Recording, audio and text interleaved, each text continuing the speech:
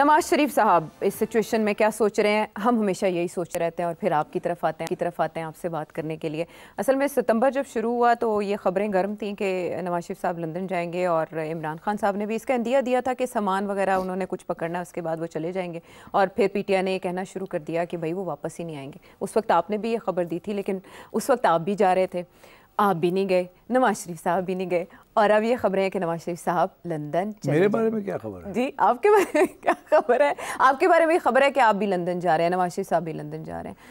अच्छा, तो आप क्या चाहते हैं मैं क्या कहूँ आपको? मैं आपसे ये जानना चाह रही हूँ कि ये चेकअप, मेडिकल चेकअप के लिए ये निजी नौयत का दौरा है लंदन का, क्योंकि आपने जर्मनी जाने की खबर दी थी मियाँ साहब के, तो वापस आएंगे मियाँ साहब या वहाँ स्टे का इरादा? देखिए, मैंने ये कहा था कि इनका जो साहिबजादे हैं हुसैन, वो जर्मनी जाना चाह रहे हैं एक ट्रेड फेयर के ऊपर जी।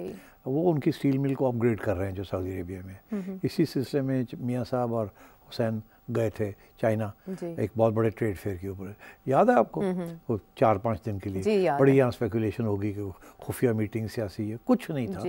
It was a pure personal trip. मियाँ साहब को शौक है इन चीज़ों का, तो वो और हुसैन ने कहा था मेरे साथ चले गए। अच्छा, अब सिचुएशन ये है कि इसी किस्म के ट्रेड फेयर एक और भी हो रहा है जर्मनी में, तो शक ये था कि मियाँ साहब उधर भी जाना चाहेंगे। और उन्होंने एक आध जगह पे मैंने सुना है कि ख्वाहिश भी की थी कि शायद मैं चला जाऊँ, जहाँ से ये बात फिर मैंने पिकअप कर ली कि शायद वो चले जाएँ वहाँ, और लंदन जाने का प्लान नहीं है। अच्छा, मगर अब वो जाहिर है कि अगर मियाँ साहब अपनी प्रोग्राम तब्दील कर लें तो फिर हमें पता होना चाहिए ना कि तब्दील हो गया प्रोग्राम। तो प्रोग्राम तो तब्दील होते रहते हैं, सीटें कैंसिल होती रहती हैं। तो अब अगर आप मुझे पूछें कि लेटेस्ट पोजीशन क्या है, हाँ, बिल्कुल, तो मैं आपको थोड़ा सा शौक दिलवाता हूँ कि अभी तक किसी ने ये बात नहीं कही, तो शायद मैं पहली दफ़ा कहने वाला हूँ कि मियाँ साहब अमेरिका जा रहे हैं। अमेरिका भी जा रहे हैं या अमेरिका ही जा रहे हैं? अमेरिका जा रहे हैं। अच्छा, उनका बड़े कोई करीबी दोस्त हैं जो वफात पा गए। अच्छा, और मियाँ साहब ने सोचा कि मैं अमेरिका का चक्कर ला लूँ, ताज़ियत भी कर लूँ और थोड़ा सा ब्रेक भी हो जाएगी।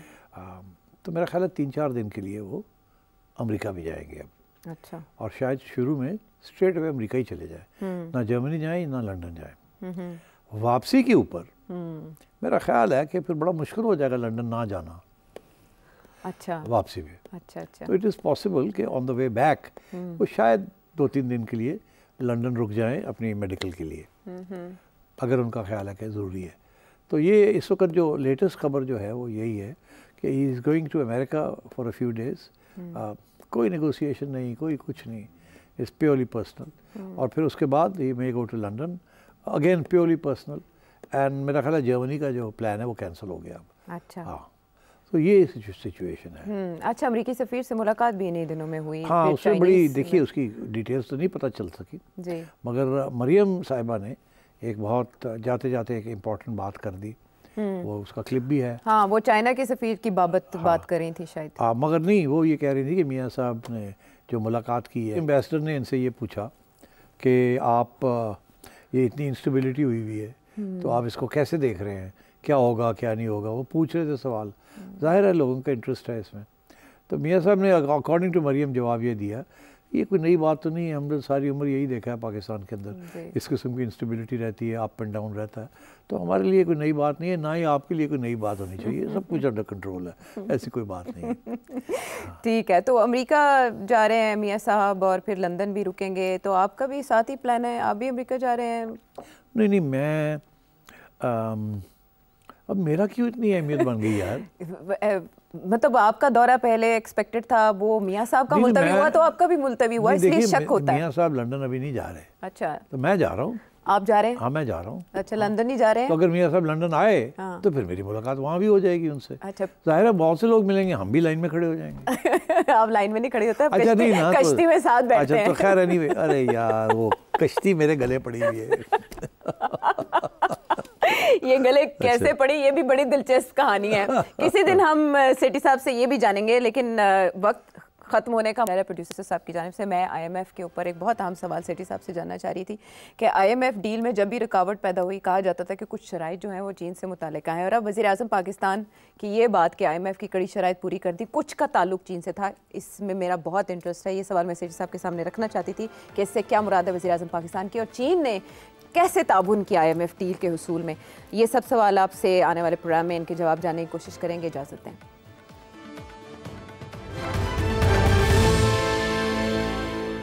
मैं चाहती हूँ कि जुडिशरी से मुतालिक और भी जो बहुत सी चीज़ें हैं वो आपके सामने इसलिए रखूँ क्योंकि ये लड़ाई पब्लिक में आई है। अब जो चीफ जस्टिस ने जवाब दिया है जस्टिस मंसूर अली शाह को, उन्होंने उन्हें एड्रेस किया है माय डियर शाह साहब के तौर पर, और फिर वो कह रहे हैं कि जो भी आप लेटर लिखते हैं या बात करते हैं वो जर्नलिस्ट के पास पहले आ जाती है, तो इसीलिए मैं भी जवाब पब्लिक में ही देने पर मजबूर हुआ हूँ कि जो एतराज़ात उठाए गए हैं वो सबके सामने उनका जवाब आए। इसमें जस्टिस मुनीब अख्तर के कंडक्ट के हवाले से जो उन्होंने 11 निकात उठाए हैं उसको लेकर मीडिया में ये बात हो रही है कि इस पर तो एक जज के खिलाफ मिसकंडक्ट की कार्रवाई हो सकती है। क्या जस्टिस मुनीब इन एतराज़ात का जवाब देंगे या उनके खिलाफ रेफरेंस जाएगा? ये प्रेडिक्शन तो चाहिए। नहीं, देखिए चीफ जस्टिस साहब ने अपना जवाब तो दे दिया। मैंने मंसूर अली शाह साहब का भी ख़त पढ़ा था जी, और इनका भी पढ़ा। इनके ख़त के अंदर बड़ा वज़न है, बड़ी किस्म की इन्होंने बातें की हैं, इसलिए ये अब बात शुरू हो गई है कि ये तो एक रेफरेंस बनता है मुनीब अख्तर साहब के खिलाफ।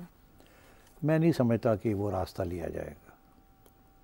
अच्छा ना, वो रास्ता बड़ा लंबा है, उस रास्ते में बड़ी घसीट है, ये है वो है और गंद है, लड़ाई झगड़े हैं, ठीक, वो नहीं रास्ता लिया जाएगा। उससे पहले मामले तय हो जाएंगे और ख़त्म हो जाएगा ये मामला। अच्छा, तो ये जो है ना कि जी अब रेफरेंस के लिए, वो मैंने देखा है 1-2 ट्वीट्स आई हैं कि फलाने एडवोकेट जो हैं वो अब एक रेफरेंस फाइल करेंगे वगैरह, और ये एक बेस बन जाएगा एज रेफरेंस। वो कर सकते हैं, शायद कर भी दें, मगर क्या मुनीब अख्तर साहब की छुट्टी उस रेफरेंस के ज़रिए करवाई जाएगी? नो। अच्छा, उससे पहले ही और रास्ते बड़े हैं, इम्पॉसिबल हो जाएगा और वो ये फारग हो जाएंगे सारे। अच्छा, आपने बड़ी मुबहम बात कर दी। इसलिए कह रहा हूं, कहते मुझे अफसोस इस बात का आ रहा है कि हमें यहाँ हम पहुँच गए, इस नहज पे नहीं आना चाहिए था कि हम इस किस्म की ज़ाती इश्यूज जो हैं वो खड़े होने शुरू हो गए। और मैं तुम्हें एक बात बताऊँ आयशा जी, ये 2 जज हैं जिनकी मैं बड़ी इज्जत करता था। कौन कौन से? एक काजी साहब और एक शाह साहब। अच्छा, मैं दोनों से बड़ा मुतासर था कि कुछ असूल उनके ऊपर खड़े होते हैं। अच्छा, और they will not be pressurised, मगर काजी साहब भी अंडर प्रेशर, अब कुछ असूल छोड़ दिए उन्होंने, अंडर प्रेशर आ गए हैं, और शाह साहब का भी बिल्कुल वही सिचुएशन है। और इसलिए मेरी अगर आप पूछें तो अब वक्त आ गया, आई थिंक वी नीड, अगर इंडिपेंडेंट सुप्रीम कोर्ट चाहिए आपको तो we have to define the meaning of independent.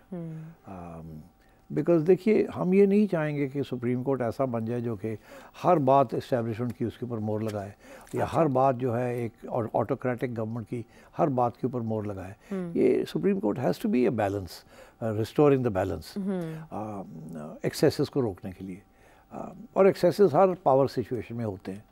मगर ये सुप्रीम कोर्ट अब उधर नहीं जा रहा, ये बाय पार्टिजन नहीं रहा, मेरिट के ऊपर चीज़ें नहीं एग्जामिन कर रहे। तो जब ऐसी सूरत हाल होती है तो ये सस्टेनेबल नहीं होती।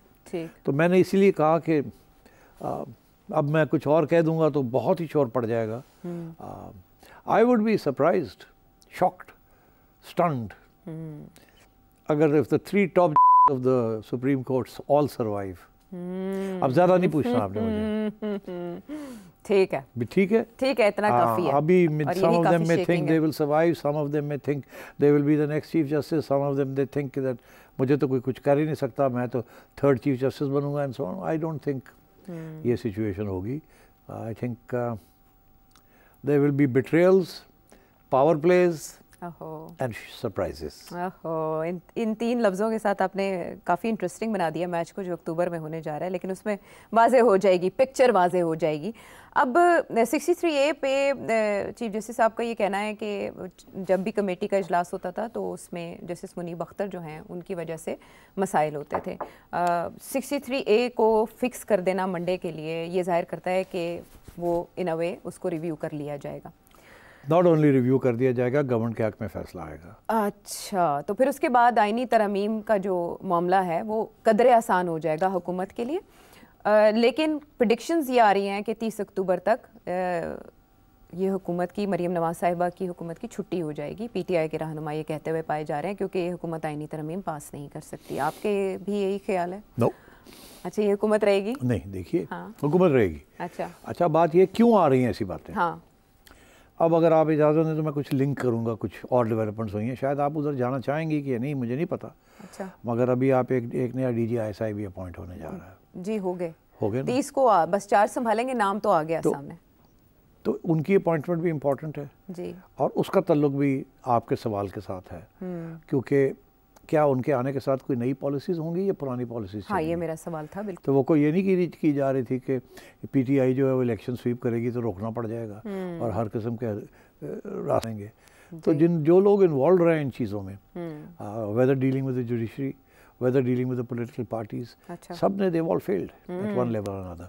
और बात है रियर गार्ड एक्शन में बचाव हो गया लास्ट मिनट में, मगर बेसिकली जो असेसमेंट थी कि इलेक्शन किधर जाएगी किधर नहीं जाएगी वो तो गलत निकली ना। फिर इसलिए भाग दौड़ करनी पड़ गई राइट एट द एंड, जिसके अपने कॉन्सिक्वेंसेस निकल आए, बहुत से इल्ज़ाम लगने शुरू हो गए हैं एजेंसियों के ऊपर। तो I won't go there, but these are serious matters and the new army chief is a very serious man।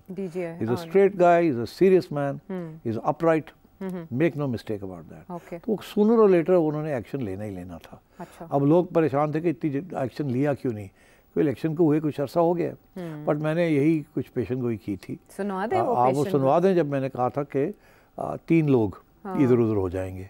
तो अब जो सूरत हाल है उसमें 3 लोग ही हो रहे हैं ना इधर उधर। एक तो हो रहे हैं, बाकी कहा था वो सुन लेते हैं। एक तो हो गया जी, दूसरे की भी 2 की तो होगी ना जी। एक उधर से इधर आ रहे हैं, एक फारग हो रहे हैं जी। तीसरा एक रह गया ना। तो मेरी ये पेशन गोई थी कि तीनों अलविदा काफिला। चले वो लफ्ज इधर उधर नहीं ना करते। आपने क्या सुना दें, बता दें मैंने क्या कहा था। आपने तो कहा था ना वो क्या 2 लोगों की बात, बारासिंगा और लूमड़। हाँ, तो बारासिंगा और लूमड़। हाँ, तो अब अगर बारासिंगा और लूमड़ में से एक इधर उधर हो जाएगा तो ये मुमकिन है दूसरा भी इधर उधर हो जाए, बिकॉज आफ्टर ऑल बैलेंस रखना है ना, क्योंकि जो नए साहब जो आएंगे वो फिर अपनी टीम लाएंगे ना, तो ये ऐन मुमकिन है कि वहाँ भी कुछ तब्दीली हो जाए। तो मतलब है कि आप समझें कि 3 टॉप पोस्ट इधर उधर होने की तैयारियाँ शायद हो रही हैं या हो जाएंगी। उसके बाद फिर सियासी मंजरनामा नया प्लान डेवलप होगा ना, क्योंकि ये प्लान जब नए बनते हैं तो फिर नए लोग बनाते हैं। पुराने लोग जो बनाए हुए होते हैं प्लान्स वो या फेल हो गए होते हैं या कामयाब रहते हैं। अगर कामयाब है तो उनको रखा जाता है, अगर वो फेल हो जाते हैं तो फिर उनको इधर उधर कर दिया जाता है। तो ये जो इलेक्शन हुई है ये कोई खास कामयाब इलेक्शन तो नहीं थी ना। तो मेरा ख्याल है कि थोड़ा सा टाइम देना था। अब वो टाइम शाइम हो गया है, अब कुछ लोगों को इधर उधर करना है। बस लीव इट देयर। जब वो हो जाएगा तो फिर हम डिस्कस करेंगे कि इसका क्या मतलब है, ये सख्ती होने जा रही है और या कोई नया प्लान बन रहा है जो कि तब्दीली और किस्म की होने जा रही है। अभी मैं इसके ऊपर नहीं तबसरा करूँगा, तो फिर हम डिस्कस करेंगे। अभी रहती तब्दीली कोई? आपने ये 24 मई को प्रेडिक्ट किया था, 3 माह के बाद ये चेंज आया, आ गया ना। अब 2 का तो पता चल गया, तीसरा भी पता चल जाएगा, ठीक है ना। अच्छा। 3 की बात की थी। अगली बात ये कि अब पॉलिसी कैसे तब्दील होगी। देखिए मैंने हिंट तो बता दी है। जो लोग पावर में हैं वो कहते हैं ये आउट ऑफ कंट्रोल है, इनको टाइट करना है। जी जी। तो जो नए साहब आए हैं, part of the job will be to seize initiative again, because वो सारा ख़त्म हो गया ना इनिशिएटिव। वो जो लोग घूमते फिरते थे, जजेस को मिलते थे, इससे सारे फारग हो गए। तो अब एक नया सिलसिला बनाना पड़ेगा कि gate control of the judiciary again. अब कामयाब होंगे या नहीं होंगे is a separate matter, but क्योंकि दूसरी साइड बड़ी डिसऑर्गेनाइज्ड है और डिवाइड भी हो चुकी है, इसलिए it might not be so difficult. Okay, number 1। Number 2, क्या मरीम नवाज़ की हुकूमत या शहबाज शरीफ साहब की हुकूमत सर्वाइव करेगी कि नहीं। अगर आप देखें तो इनकी क्या कामयाबियाँ हैं और क्या फेलियर्स हैं, क्योंकि जो लोग इनको छुट्टी कराना चाहेंगे वो सामने रखेंगे ना बैलेंस शीट। जी जी। बैलेंस शीट में ये है कि पहली बात तो ये है कि they have successfully got the IMF programme. अब वो और बात है कि वो ये कहेंगे कि जी ये तो हमारे बंदे ने, औरंगज़ेब साहब ने ये किया है, तो प्राइम मिनिस्टर का तो कोई रोल ही नहीं था इसमें। ये नून लीग वालों ने क्या किया है, ये तो आर्ग्यू भी नहीं, सारा हमने भी हम नहीं करवाया है। तो अगर ऐसी सूरत हाल है और वो यकीन रखते हैं कि गवर्नमेंट का इसमें कोई कारस्तानी नहीं है, कोई तीर नहीं मारा शहबाज शरीफ साहब ने या इनके लोगों ने तीर मारा है, वो फाइनेंस मिनिस्टर ने मारा है और जो वो लोग हैं जिनको हमने अपॉइंट किया, तो ये तो फिर ये प्लस पॉइंट शहबाज शरीफ का नहीं मिलता। अच्छा, दूसरी चीज़ आई है कि फिर शहबाज साहब का और कौन सा प्लस पॉइंट है। हाँ। वो ये है कि हर बात हमारी मानी उन्होंने, मगर डिलीवरी नहीं दी। ठीक है ना, डिलीवरी क्या देनी थी, पार्लियामेंट को कंट्रोल करके रखना था जी। ऐसे ही है ना, पार्लियामेंट तो इनसे कंट्रोल नहीं हुई। अगर कोई कंट्रोल कर रहा है थोड़ी बहुत तो वो आसिफ ज़रदारी कर रहा है, लेन देन ये वो वाला, ये नून लीग वाले तो इनको नहीं करने आता। और शहबाज साहब तो उसी तरीके से चला रहे हैं जैसे एक ब्यूरोक्रेट चलाता है। मगर यहाँ के जो मामले हैं they are much more than running around cutting ribbons. तो मैं ये समझता हूँ कि फेडरल गवर्नमेंट की जो कारस्तानी है उसके ऊपर सवाल खड़े हो गए हैं कि are they competent to resolve the crisis. Day to day तो ठीक है, आ रहे हैं जा रहे हैं, ये हो रहा है वो हो रहा है, जो हम कहते हैं वो करते हैं या कोशिश करते हैं, मगर डिलीवरी नहीं हो रही।